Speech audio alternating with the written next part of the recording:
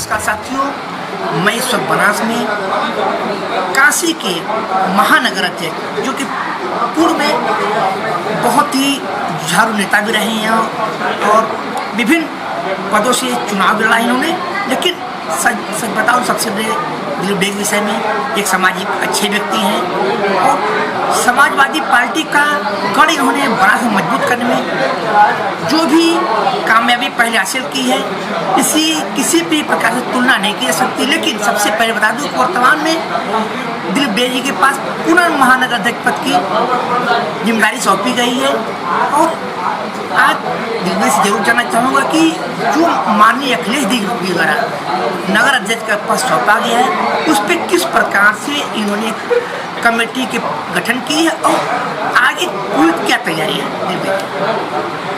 मैं दिलीप डे महानगर अध्यक्ष समाजवादी पार्टी। सबसे पहले बोलूँ कि बनारस समाजवादियों का पुराना घर है, पुराना क्षेत्र है और जो कमेटी आई है थोड़ा विलम्ब जरूर हुआ स्वीकृत होने में, मगर जो कमेटी आई है उसमें पुराने और नए लोगों का बहुत अच्छा समन्वय है। पुराने साथी हमारे जो कहीं घर बैठ गए थे या किसी कारण से थोड़ा निराश थे, हताश थे, वो सारे लोगों को कमेटी में जगह दिया गया है और मेरा ये प्रयास है कि बनारस में समाजवादियों को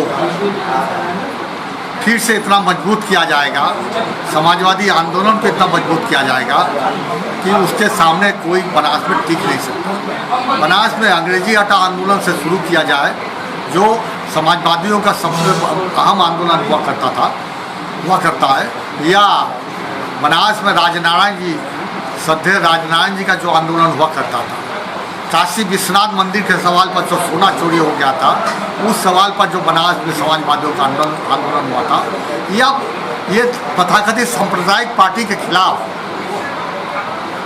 जितना समाजवादी पार्टी आंदोलन करती है उतना कोई पार्टी न करता है न कर सकता है। इसलिए बनारस में एक कमेटी जो आई है स्वीकृत होगा, उसमें सारे जुझारू लोग हैं, हम लोग सारे लोग लामबंद होकर बनारस में समाजवादी आंदोलन को। देखिए, हम बात करते हैं समाजवादी पार्टी की। समाजवादी पार्टी पहले राम मनोहर लोहिया के सिद्धांतों पर चलती थी तो उसको समाजवादी पार्टी थी, लेकिन वर्तमान समय में समाजवादी पार्टी सामंतवाद की तरफ बढ़, इसके संग क्या कहेंगे आप? नहीं, ऐसा नहीं है। समाजवादी पार्टी की सोच, समाजवादी पार्टी की नीति, समाजवादी पार्टी की नीयत, डॉक्टर राम मनोहर लोहिया का जो समाजवादी आंदोलन है उन्होंने जो कहा है उसी पर आधारित है।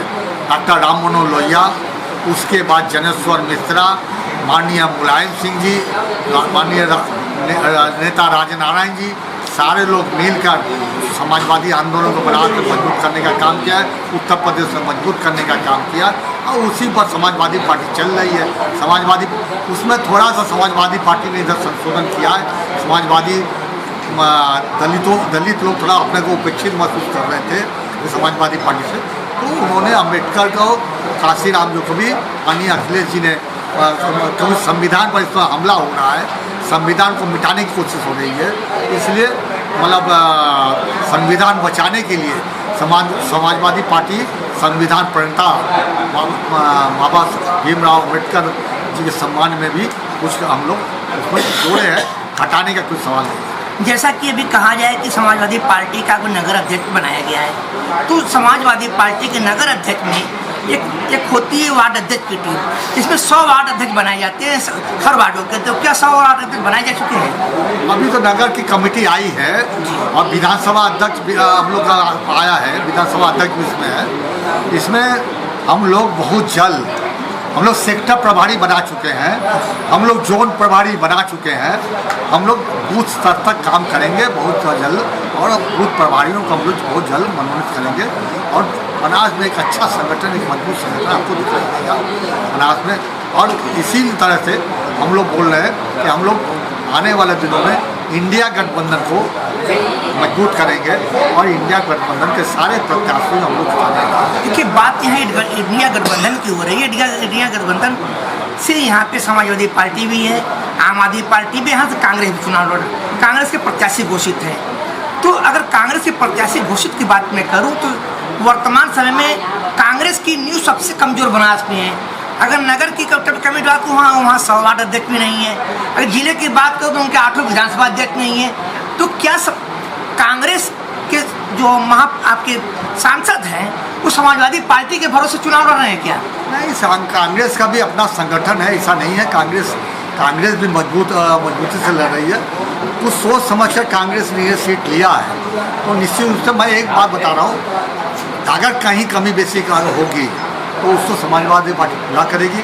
हमारा कांग्रेस भी 100 वार्ड पर चुनाव लड़ी है अभी नगर निगम में, हम लोग भी 100 वार्ड में चुनाव लड़ रहे हैं नगर निगम में, और निश्चित रूप से समाजवादी और कांग्रेस मिलकर हम लोग लड़ाई लड़ेंगे। और यहाँ पर इस बात के लिए मन बना हम लोग ये है कि इस बार यहाँ से प्रधानमंत्री जी को विदाई समारोह उनका तय है।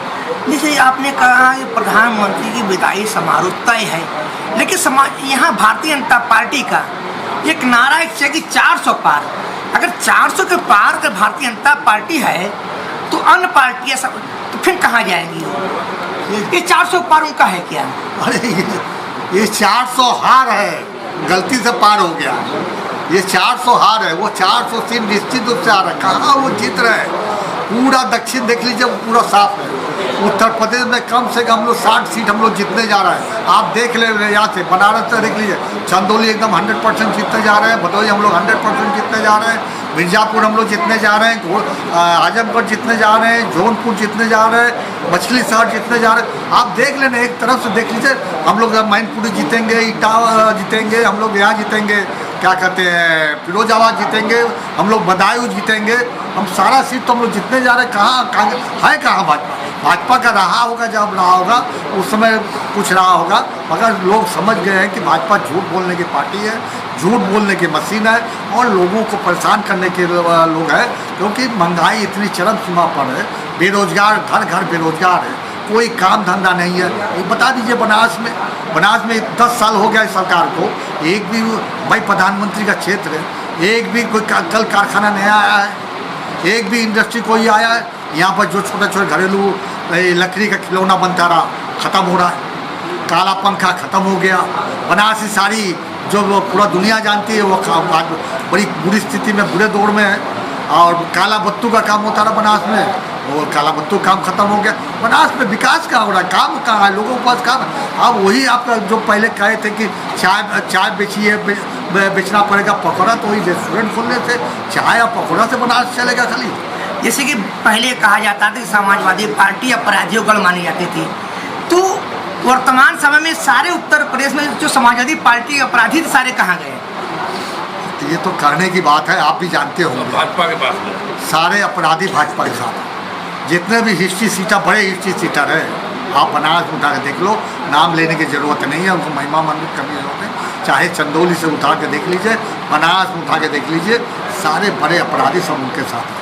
और कभी भी गोंडा तो है ही, हम बनारस की बात कर रहे हैं, उसके बाद ऐसा देख लीजिए, कभी भी किसी भी सरकार में, मैं खाली समाजवादी की नहीं कर रहा हूँ, किसी भी सरकार में काशी हिंदू विश्वविद्यालय में जितना जघन्य अपराध हुआ, ऐसा अपराध कभी भी काशी महामना के धरती में कभी नहीं हुआ। किसी की सरकार रही हो, आंदोलन होता रहा, प्रदर्शन होता रहा, अब कोई गलत काम होता है उसका विरोध होता रहा, मगर इस तरह का जघन्य अपराध कोई सोच नहीं सकता रहा। वहाँ पर मतलब महिला हॉस्टल शुरू से है, पुरुष हॉस्टल शुरू से है, कभी ऐसा नहीं। गोदौलिया चौराहे पर अपराधी की बात करते हैं आप, गोदौलिया चौराहे पर अभी जो दिन धारे मतलब पुलिस पिटाई हुई, पुलिस को लोग मारे, ये कभी कोई सोच सकता है? किसी सरकार में कोई हो सकता है? मगर बुलडोजर के नाम पर कहाँ गया बुलडोजर? आज तक कोई ना पकड़ा जा रहा है, ना बुलडोजर चल रहा है किसी का। आखिर जिस प्रकार गदौलिया पुलिसकर्मियों की से मारपीट की गई, उसमें हिंदूवादी संगठनों का नाम आ रहा है, तो क्या आपको लगता है कि सरकार उनके निजी घरों पे बुलडोजर चलाएगी? वही तो मैं पूछ रहा हूँ। सरकार खाली विपक्षी दलों के लोगों को चिन्हित करके विपक्षों के यहाँ बुलडोजर ले जाती है और विपक्षी दलों के पुलिस INA, ED, अब देखिए ना, मतलब दो प्रदेश के चुनी हुई सरकार जिसके मुख्यमंत्री ये जेल भेज दिए। कभी ऐसा सोचा? मतलब इमरजेंसी में एक हुआ था तो घोषित आपातकाल ला, इस समय आपको घोषित आपातकाल है और उससे ज़्यादा अत्याचार। मतलब दिल्ली में 70 सीट में जिस सरकार का मुख्यमंत्री, जिसको जो मुख्यमंत्री है वो 63 विधायक उसके बावजूद उसका मुख्यमंत्री को जेल भेज दिया गया।